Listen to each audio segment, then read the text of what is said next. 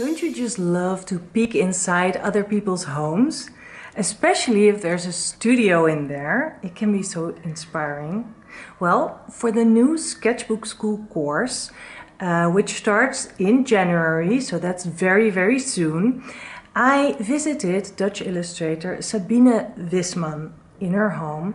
She will teach us great steps to take to make a great illustration with a storytelling element in it. Hello, come in. So to warm up for all that, here's a little peek inside of her home and her sketchbook.